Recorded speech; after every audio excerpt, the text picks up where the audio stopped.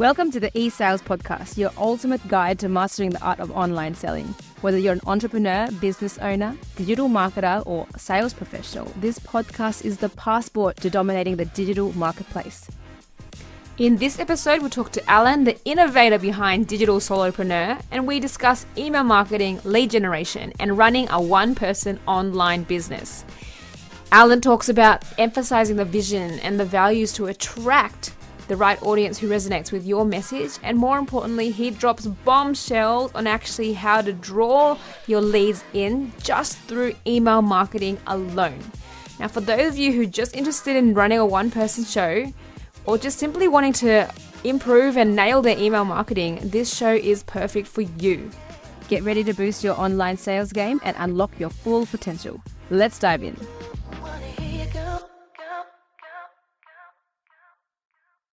Hello and welcome to the ePodcast Show. We have Allan here today, who is a digital solopreneur who helps people run a one-person online business that actually gets you paid. And so I would love to hear more about what your journey is, where you've gone, and how far you've come from where you've started. And Allan, I'm so excited to have you on the show. Welcome and introduce yourself, please. Yeah, thank you. It's a pleasure. Thank you very much for inviting me. Yeah, I run digitalsolopreneur.com, where basically I help people build one-person business, teaching other people what they know. So I'm a big advocate of education. So I am based in Manila in the Philippines. So a lot of our, I guess, coming from a developing country, education is a big equalizer for us. So I believe that more than just formal education through practical skills is very important in getting ahead in life. So that's why for me, helping experts, thought leaders make this information accessible for people who need it is a big thrust for me. So because once we do that, more people get opportunities to uplift their lives. And as somebody in our country where a lot of our 10% of our population is making a living abroad, it gives them a chance to stay home and make a comfortable living. So that's one of the main motivations behind it. I love that so much. And I think, being a solopreneur, you're right. There are so many people out there who have that dream. And in the Philippines, my background's from Vietnam, and there are so many people who just want to be able to work from home and have that flexibility, right? So I think such a need, such a demand. And I think someone like yourself who's paving the way, showing the way, and helping people do that is fantastic. Tell me more about what else is there that you do and how you help them out, and then we can dive into how we get sales online, etc. Sure, definitely. So what I notice is a lot of people are skilled in what they do. And like for me, one of my strengths is really learning. And I wish that I get paid by just reading books, but that's not really the case. You can get paid by adding value to people. And what I noticed, especially after what happened in 2020 with the pandemic and stuff, a lot of people got that depression, got that burnout, and kind of it was a time for everyone to reassess their priorities. And the hustle mentality kind of got me to push back in the back burner, in the sense that, hey, okay, like life is fleeting, like let's make a more intentional decision on how we want to live. And like one of the ways of doing that is a lot of people are focused on doing service business, and there's a limit to that, to how much effort and time you can invest. So adding another income stream, say productizing your knowledge, selling it as an information product, can help add to your income stream from your service business, as well as if you do it good enough, or if you can create enough offers, right? You can actually let go of that service side of the business and start selling information, start coaching, right? Getting people to do what you do.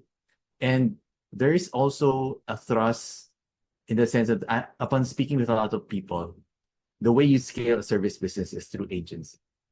And I was surprised with like an unspoken fear among these people.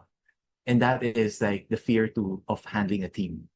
Because it's a different skill set to carry out your skill create a deliverable for your client. And it's another skill set to handle people. And not some people would just throw away the idea that they just hire people, just get people. But little do they know that that creates more anxiety for them than actually working. And I was surprised with the feedback that I got when they said that, okay, there is another path other than doing agency work, right? So that's a surprising side to this solopreneur journey. So that's kind of how I help them. So in terms of the steps, of course, I help them out with, and my background is to email marketing.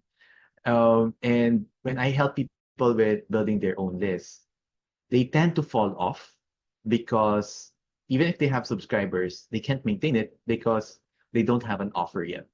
Like they're paying subscription fees for software, but they're not making money yet. So the way I help them out is help them validate, okay, this is my service. Let me validate if people are going to pay for my idea. So that's basically the first step. We put it out to at least 100 people privately and get their first customers. Because for me, like that first sale can be life-changing. I know it was for me. Just the fact that, okay, somebody is willing to pay me online without having to meet them, without having to do some sales talks. So validate that offer. Once you have that offer, then you can start building that list. You can start sending the same message that you are sending privately to a lot more people using emails.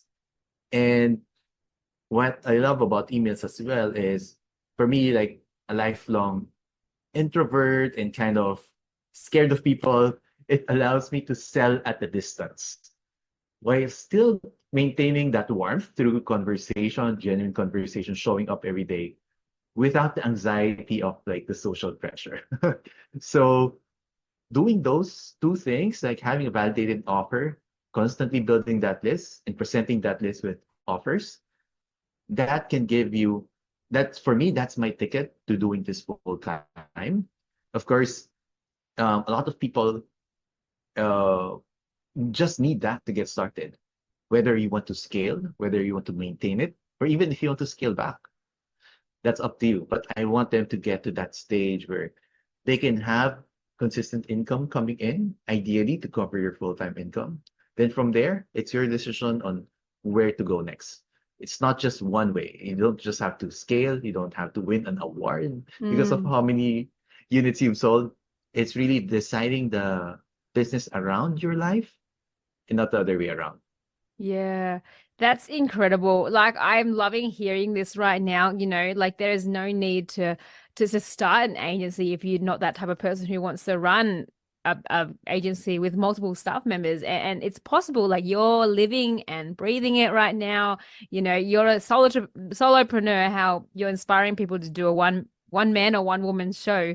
And so it's definitely possible. It's really funny because this morning I was talking to someone and she was all about networking. So getting your name out there and going to networking events and putting yourself out there. But you're on the opposite spectrum where you're like, not quite sure, doesn't feel comfortable with it. You're still getting yourself out there, but through a completely different channel that's a little bit less active and more on the digital path called emails. So tell me more about how you can actually give people that authentic experience and build trust in you through emails alone.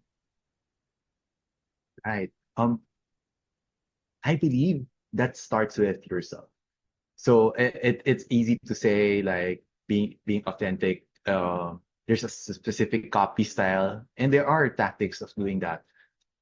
Coming off authentic doesn't have to be an effort. Like it has to be understanding how being comfortable with yourself is the first thing. Because what I notice is everything works. Like people have made money at e-com, people have made money with MLM, with webinars, everything works. What I notice is a lot of people forget about what would work for me, what would fit me, what would fit my style. Because a lot of people, I'm not sure if you'd agree with this, but what I notice, and I found this with myself as well, is I don't like myself as much. Like I would see my flaws and kind of I need to be more like this rather than understanding this is kind of how I'm wired. I'm not opposed to growth, but I know that this is the basic blocks of me and kind of accepting that. Like, I think that was what worked for me with emails because I'm the type of guy growing up who would go to summer classes, with Asian parents, Asian that you need to learn something in during the summer. So I'd go to Chinese classes, attend three and stop. The same with swimming. So I'm somebody who starts and stops. And with email, it's the thing that I've been doing since like early 2010s. And it surprised me that I kept going with it. And I think a big part of it is email fits me quite a bit with the way I can connect with from a distance.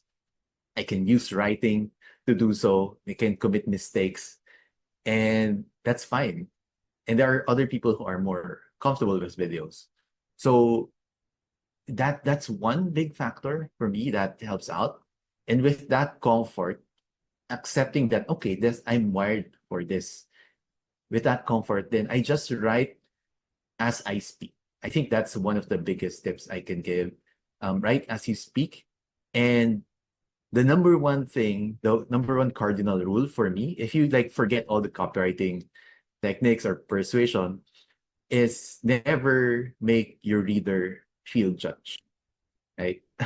So that's a small thing. I mean, I'm not sure if that's part of all the copywriting books, but for example, when in the space of personal finance, say in insurance, so a lot of, as I mentioned earlier, like a lot of Filipinos are working abroad.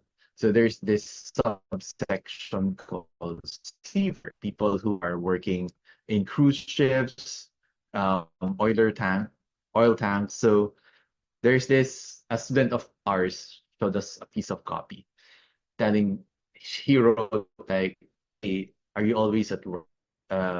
You're not, hey, you're not present in your kid's birthday, yada yada yada. So for me, oh my, that's cardinal rule number one. Never make the person feel judged. Because the feeling that you want is you don't want to have a confrontational relationship. It's not like you guys are across the table. What you want them to feel when they're reading your email is they're side by side with you. They're beside you. Yeah, of And you're course. looking at the problem together, not Mm. confrontational. So even that small tip, even if we have different ways of you have different voices, you have different ways of communicating. Just understanding that one principle, I think for me is will create that relationship with your readers that it's an X factor. It's not something that you notice right away. It's not anything with grammar or word choice. It's kind of how you approach writing that email. So having Yeah. that visual of you being beside them creates that relationship that narrows the distance that you have. Oh, that's so good. I love that. Authenticity and also being able to connect with your audience and not judging, coming from a space of non-judgment, openness, and walking side by side with the person on the other end, rather than actually, pushing them or moving them aside or being too ahead of them.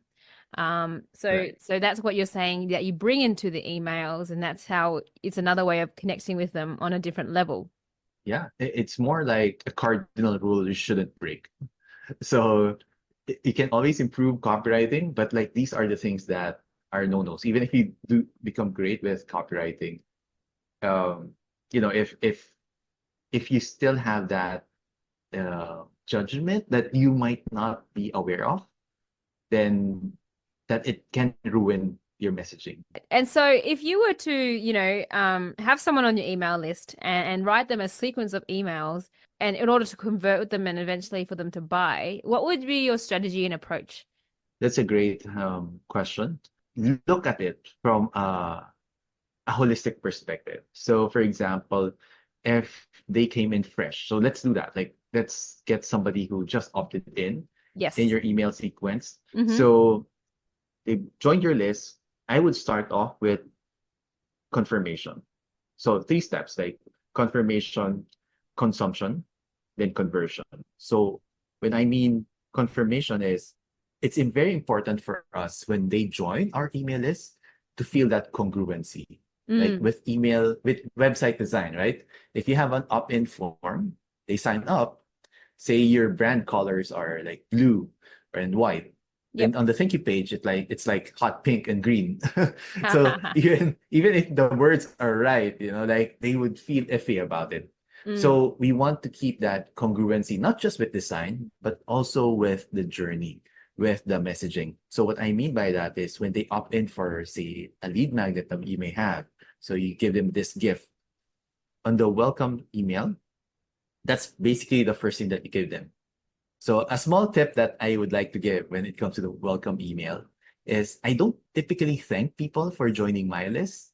I usually say congratulations for joining the list. Mm. So it's it's a small nuance. Both are positive and not against thank you. But what I notice, especially if people listening to this are new to building their email lists and sending emails, what I notice is because of the dynamics of the relationship, they're opting into you, then obviously they need something from you. They want to learn something from you. Just by that relationship, you are the authority, right? So what I noticed with a lot of people sending emails is like there's that apprehension. Like they what they focus on is not to give value, but to minimize unsubscribes, right? Mm. Rather than focusing on helping people, they want to be Mm. liked. And that's normal. That's normal. That's how I started as well. And that's why I started telling my students, like, I encourage you to write congratulations. Because why is that? So I was asking them, hey, you're afraid of sending more emails. But let me ask you, if somebody subscribes to your email list, wouldn't they, for example, it's about fitness, wouldn't they eat better? Yes, they will. Wouldn't they move better because of the exercise tips you're going to give? Yes, they will. Wouldn't they be able to save money because of like the meal prep you'll be teaching them? Yes, they will. So shouldn't it be them that should be thanking you for, Mm. should it be them to be the one to be grateful to be in your list, right? Because that shifts the energy for you to Yes. have confidence and to focus on serving rather than, so you're playing to win rather than playing not to lose, right? I won't send more emails because it just leads to unsubscribes. Mm. So that's a tad, so I'm going geeky here with emails, but that's a small nuance that I think, because I've taught people about how to write emails, but didn't, if we don't make this shift, they would always come from selling from their heels, right? Rather than selling from confidence. So Mm. that tiny shift is very important for me. So I'll congratulate them because it's like, okay, you're now here. And it shows confidence and authority, right? So now going back to the confirmation email. So I would like to confirm the congruency. Okay, congratulations, you're on this list. Here is the gift I promised you. So making sure that you deliver on your promise. So that's the message that comes across there. Then a short introduction on why you started this newsletter, right? So because once they get the freebie, they don't have any reason to stay, right? They can download that, click on that thing, then that's that. So if you share your vision for the newsletter, why you started it, your big why, it doesn't have to be long. Like it should be 2 to 3 sentences is enough. Then that sets the stage that, okay, this is why this newsletter exists. I like the vision that this person shares, right? So um, for example, in politics, right? When we vote for somebody, it's not necessarily that we're voting for that person. It's we're voting for the same vision that they have. We have the same vision for what we want for our city, for example. So in many ways, we are voting for ourselves, right? Because we find our values aligned with that person. Well, as much as like more than the other person, I guess, right? So it's like they join because of the vision that you project. And having that in your welcome email, okay, oh, I can ride with that. I can ride with that. So, for example, with one of my clients, so they're in the personal finance space, and that's a very like red ocean space, and they talk about numbers and money. So, what I tell them, like I wrote for them is like, I told them the symptoms, like people not being being a like parents not being in family photos because they're abroad, like, or when they they're prescribed medicine, they can't buy everything. Like they can just pick and choose because of poverty, for example. And I say like this is not the country, this is not my country, right? My country is black, right? So that kind of, yes, it's a personal finance side, but more than just numbers, we're painting, hey, this is the vision that we have, right? So um, that can help like set the stage, that can help you stand apart because that first email is the most, it's going to be the most open email in your career, like in every funnel that you will have. So how you set that stage on that first email will determine in their minds if I will keep reading from this person, right? So that's the confirmation email. Of course, bonus points if you have, you can preview the succeeding emails, right? Kind of teasers, cliffhangers. Hey, in my next email, I'll talk about this. So that will set the stage into, because the first thing we do, of course, we're talking about selling with emails. But in order to be able to sell with emails, they have to read your emails first. So true. So, right. So setting the stage with that confirmation email, we're trying to turn that, we're not just getting them to open the emails, we're turning our emails into a reading habit. Right. So that's why I want to emphasize on that first, because if people don't open our emails, regardless of what we write there, it's not gonna be effective because you don't have eyeballs to see it. So that's the emphasis I have for confirmation email. So, okay, this is my lead magnet. I got it. Oh, okay. While I'm here, I can see the vision for this. And if they Yeah. buy into that vision, okay, that's the feature I want too, Mm. right? And that's why I emphasize in my own list, right? This is for people that you want to design the business to support you rather than the other way around. Yeah. And people resonate with that. And there are people who will not resonate with that. Like there will be people, okay, this is not for me. I want to scale, I want to hit like $1 million in sale. So this is not for me. And I'm okay with hiring people. And that's fine. Right. And that's totally fine. So you want to attract the right people for you. Right. So that's at the first stage. Then the next stage would be, say, the consumption emails. So what do I mean by that? Mm. If I can throw back a question to you, V, if have you ever bought a book but wasn't able to read it? Yes, all the time. I literally was reading a book today. I put my name down to read a book, and then I was like, I don't actually know if I have time for this, but it looks like a good book. Right, exactly, right. So, and that happens to me too. Like I'm staring at a bookcase behind my screen here, and there's plenty of books I haven't read. Mm. And just goes to show, like, that's something that we paid, right? Yeah. Just because we bought it doesn't mean we'll consume it, right? And all the more if it's a free gift, just because they downloaded it doesn't mean they're going to consume it, right? True. And the funny thing here is if we consume the book, right, we'll get value, and chances are we'll buy more from that author if they have upsells, workshops, so on and so forth. So for us to make selling easier later on, they have to get a win from the lead magnet, right? Or Mm. they need to consume it, implement it, right? So that's another part of it. Like, okay, let's make sure that they consume what they got. Because once they consume what they got, right, they will associate that win with you. Right? They attach that feeling with you. Like anytime I get something from V, like good things happen. Like just to go Mm. to that lizard brain, good things happen. Right? So it so basically we sell the freebie on the opt-in form, they sign up. We also sell the consumption. So it's almost like we're always selling, right? But Yes. it's not always through purchase, but you're selling the idea. Okay, so hey, the 5 people, like I have 5 subscribers who use this 2 sentences in this freebie to close 5 more sales or to get um, girls' numbers, guys' numbers, whatever it is. Like, check out, click here to read it on page 7.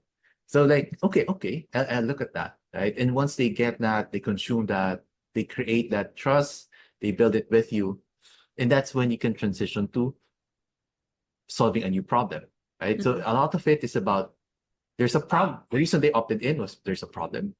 The lead magnet is a solution. And as we all know, like for example, if you dreamt of having a car, okay, when you bought one, that's a solution to your problem. But now you have a new set of problems. You need Yes. budget for the gas, for maintenance, for parking. So there's a new set of problems, right? And that's where you can position your paid product, right? So it's just a series of like solving this problem brings in new problem, and this thing will solve that.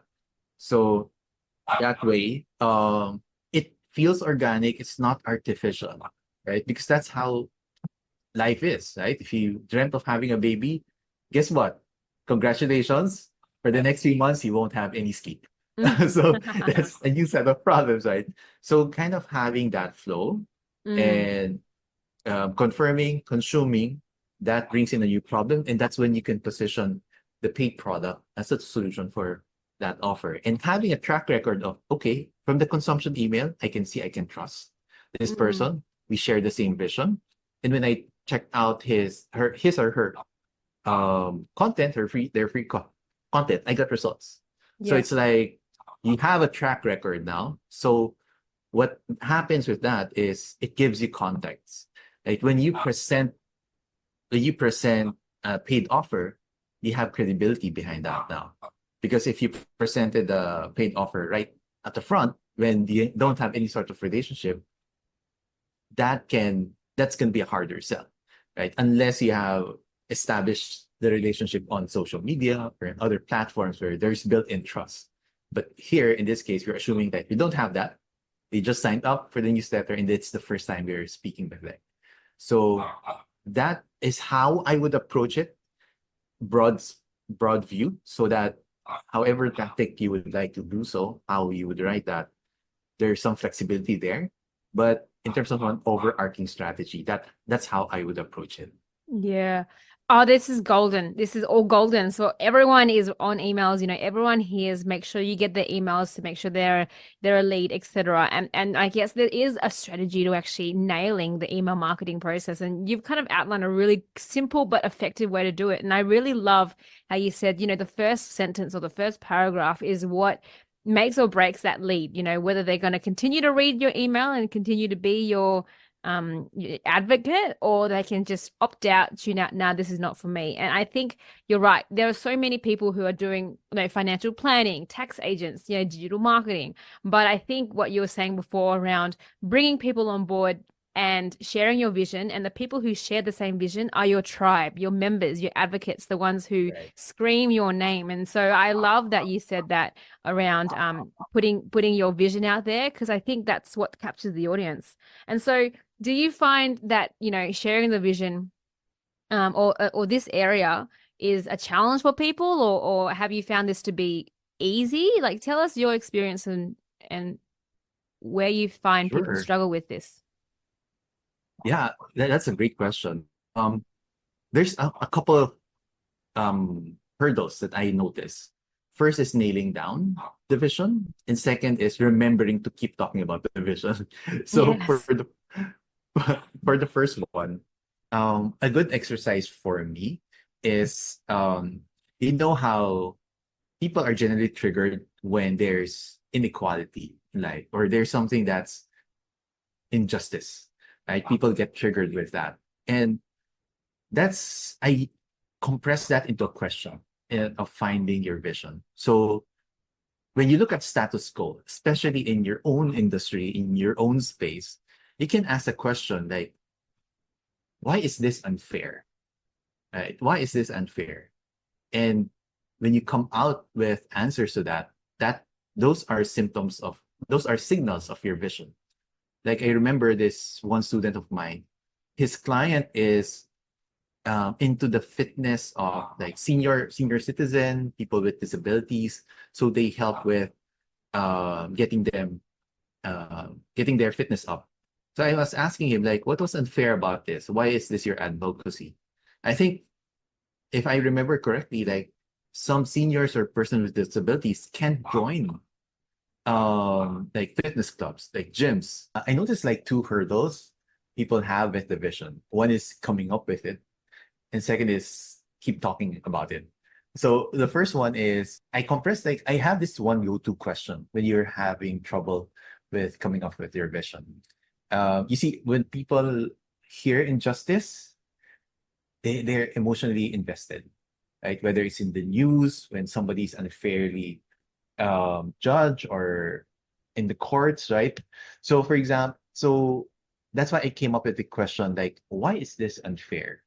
So to put more context into this, I have this one student who's writing for a client. So that client is about helping senior citizens, people with handicaps get fit, right? So I asked him like, okay, why is this situation unfair?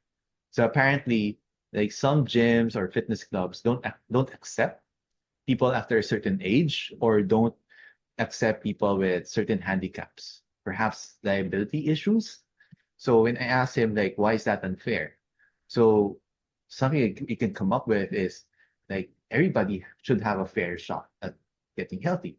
Mm. Your age or your incapacity shouldn't hold you back from doing so. In fact, those are the people who need this the most.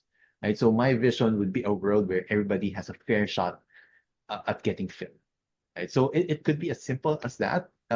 It could be polished more, but you're getting there, right? You're not just doing fitness, right? This is your vision.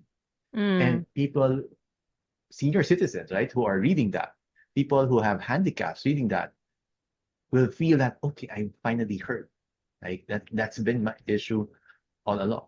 Like the world isn't built for them, right? Like when they go to the grocery supermarkets, like they can't reach stuff, right? If you're in a wheelchair, for example, or if you have trouble with mobility, right? So for this person to notice us, and trying to make the world adjust for us, that's a big deal, right? Mm. So that's that's uh that's one of my favorite practices of doing so. My friend John Pagulayan has this question as well, like, wouldn't it be great to live in a world where black, which is like more positive framing. For me, it's more the negative framing. So those two questions can help me come up with that. Wouldn't it be great, for example, for Microsoft, if I'm not mistaken, would it be great to live in a world where every home has a computer, right? So it's like a vision, right? Mm. The other way around is what's unfair about this, right? Because a lot of people think in terms of problems, we can come up with problems pretty clearly. So Yeah. I like to use those as triggers. So that's one thing. Hopefully those questions can help you. Now, the second thing I notice when it comes to the vision is people forget to talk about it enough. So what I mean by that is when I have students who are coming up with offers, right? Coming up with offers, what happens is the newsletter, the email list that you're creating, the message revolves around the offer, right? And they have a problem when, for example, if you have an offer about singing, for example, then you have another offer for dancing. Then they get confused because, like, okay, I have a certain number of people who's just into singing. Then if I promote this offer, then my current list would be useless because they're not into dancing. So maybe your vision should be about making performance art accessible for everyone, for example. So Mm. that you talk when you write blog posts, when you write posts on social, you produce videos, you talk about the vision because you will attract a certain type of people who share that vision. And you can come up with multiple offers once you attract these people because they can tell you what kind of offers they want. Right? Yes. So that's what I noticed. Like instead of making the vision the sun where the earth revolves, right? They make it the offer, which any business can have multiple offers, right? So, but if you hone in on that and attract people just for the specific offer, when you add a new one that's maybe a bit unrelated, then you're gonna run into trouble. And what I noticed is when you talk about the vision, people tend to resonate with that more. Mm, Like in our example earlier, if we write something about our vision for senior citizens and people with handicaps, that would resonate with a lot more people, right? Than just, hey, here's my six week program, yada yada yada. I mean, there's of course there's a place for each, right? There's a place for each, but a lot of people tend to focus on the what the offer is and neglect to talk about the vision, right? mm. So that's also for branding. That's also for people to remember you for something, right? So yeah, I think those are the two hurdles that I experience when I'm working with people, coming up Mm. with it and forgetting to keep talking about it.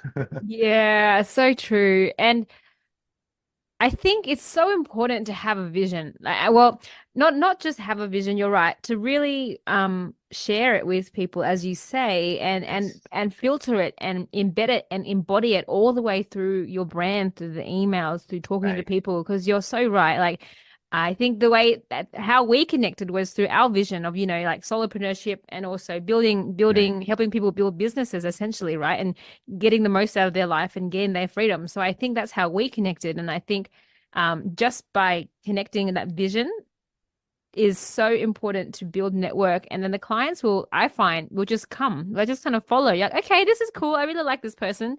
Let's follow it. Right. But so Right. Alan, I love that. I love that so much. So I'm gonna ask you a question, right? How did you Sure. come up how did you find or yeah, how did you find your vision? How did you tap into that? And so people might be able Uh-huh. to kind of, relate. That's a wonderful question. Nobody has asked me that. What? It's yeah, it's funny because it's a slow evolution. So when I started digital solopreneur, I focus on email marketing. My career started off with email marketing and affiliate marketing. So I sell other people's products because I was working a full-time job in our family business. So that's Monday to Saturday. So while I created Digital Solopreneur, my teaching was focused on email marketing specifically. That's where I specialize. And as when I was doing email marketing, um, there was a time that I felt a little burnt out. Mm, Um, and that's when I asked myself like why so there are people who would tell me to, hey, why not write emails for others, getting clients, right? And I was telling them like if I were to do that route, I would rather just stay working with our family business, right? So if I'm going to the service side. So and that made me ask myself like why did I go online in the first place and not just stay in our family business? And the mm, reason for me was there was a point in time, it's a running joke like in the Chinese community here in the country, like when somebody's in the hospital, the entire family can't visit because somebody has to stay in the store. So there's that notion here. And there comes a point that sometimes when even we're sick, even there's flooding, we have to open the store. Or we can't all go on vacation because somebody has to stay in the store. And it came to a point where I was thinking, like, are we living to keep the store alive, or is the store meant for us to create these moments together, right? So, and that's when I started doing online work because it allowed me flexibility. And during that time, I started this Sunday. So I would send regularly daily-ish email. Then I started sending an email on Sundays. I call it Sunday Reflections. And it was just my reflection during the week, not marketing related. It's almost like my personal journal that I share. It's like behind the scenes for my subscribers. And I always have a reminder there that like the Sunday Reflections newsletter is my way of reminding myself that the business should support us rather than the other way around. mm. And I've been doing that for a few years. Then last year, my grandma passed, my father-in-law passed in a span of like 3 to 4 months. But Oh, they've been ill for quite a while. And that kind of pushed me into like I don't want to restrict that Sunday tagline. It kind of that's actually my essence, that I want to run with that mm, because like life is short. kind of the aha moment. Like, I've been doing that. I have the domain for longer than I can remember, Digital Solopreneur. And I've been sending a newsletter on Sundays about supporting life than the other way around. But Mm. haven't really put it together. Like, that should be what my thing is. So it took like those moments to help me solidify it. And when I started posting about it, people started resonating with it. Mm. And it's not some intentional, like, big plan. I just felt at that moment, I want to talk about this solopreneurship. And people started resonating with that. And that's where I unearthed some of the hidden fears of these people who don't want to go to agency or afraid of hiring a team, which they don't outwardly say. But on feedback forms, they would say that that was the one, those were the messages that resonated with them. And I was kind of, in my way, repressing that. So Yeah. what I mean is, since I get to mingle with people who have e-com businesses earning so much more than they talk about scaling, hiring people, and I can't seem to relate. And I've always felt a sense of insecurity with that. Like, am I not ambitious enough? Am I not smart enough? Why are they so driven? Why are they so strategic? But this is where I said earlier that sometimes I don't like myself for being that way. And I guess with what happened with my family, I realized, like, I mean, screw it. Like, maybe this is just who I am, and I just have to Mm. embrace it. Mm. So that's when I started talking about my anxiety with hiring, how I prefer a smaller operation, kind of not hiding the fact that maybe I don't want to grow the scale that these people are growing, but at the same time, I'm already happy with where I'm at, and I don't think there's anything wrong with it. So that's it gave me a go signal to just talk about my real feelings. Mm. And I felt that the vision has been there all along. Yes. It's just waited, I just waited for me to accept it and to like myself enough to put myself Mm. out there that this is the message, this is what I stand for. Yes. And I was surprised, like, that's when I see why people join some of my programs, it's that simplicity Yes. that they resonate with. And yeah, that's kind of how I found out about my. Thank you for the question, because it's really gave me time to reflect on how I came up with mine. Oh, and that's okay. And I think first of all, congratulations on getting to this point, being able to really one, acknowledge your vision, embody it, share it with people and own it. I think like I can relate to that because I think when I first started my business, maybe like 5, 7 years ago, it was just I was scared, nervous, and really hesitant. So I kept switching niches. So this niche and this niche, but I knew that this is the niche that I wanted, but I was so scared on stepping into it. I'm not experienced enough. Who am I to be talking about sales and digital marketing? So like I think I completely resonate with you. And I think um it's just extraordinary how something like realizing your vision and just sharing it with people and owning it can make such a big difference. So thank you. And I love your story. And I think those little moments for you has really solidified. And even our conversation today as well has really solidified my vision that I really enjoy speaking with people like you. And hopefully it's helped you out as well as our audience as well. Lovely, lovely. Thank you. Appreciate that. No worries. Look, I feel like this was not enough time to actually go through all the knowledge and all the bombshells that you have. Alan, where can people find you if they want to know more? Sure. I actually collected. So I know, like, with solopreneurship, lead gen is very important. Content is part of lead gen. So I Mm. actually collected a list of went to the internet and got some of, like, the best frameworks we like on Twitter, LinkedIn, and collected them. So these frameworks, so you could use that for your own content. We Hmm. also added AI prompts if you want to do it for your own space. So we collected that. There's a spreadsheet that we put together for your audience. So they could get that at digitalsolopreneur.com/V, first your Hmm. name, VY. So we prepare that for you. So if you opt in, we'll hand that to you, that curated list, so that you can use those proven frameworks, use AI to quickly produce them for you so you get more attention. We talk about your vision and get your business rolling. Oh, amazing. That's so sweet. That's amazing. So please, I'll have that link in the description so everyone can kind of opt in and use that. I think it'll be so, so valuable. So thank you so much. And I hope everyone kind of taps into it. But before we finish off, Alan, what's one tip that you'd like to give to the audience to scale their business online today? For me, it's really working smart, particularly as a solopreneur, to repurpose things. So everything that you do, um, for example, repurposing, for me, if I can break the fourth wall for us, like I'm also recording our interview on my phone, right? So my sister can later on like repurpose the snippets into our content.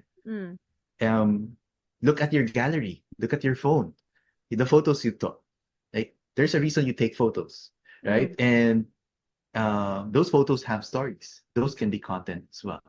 So it's less about creation, but you're already doing great stuff, right? Talk about the great stuff that you've done, right? And that will make content easier for you. And content will always it has to be something new. In fact, I don't want you to think about you being a creator, but more like a historian.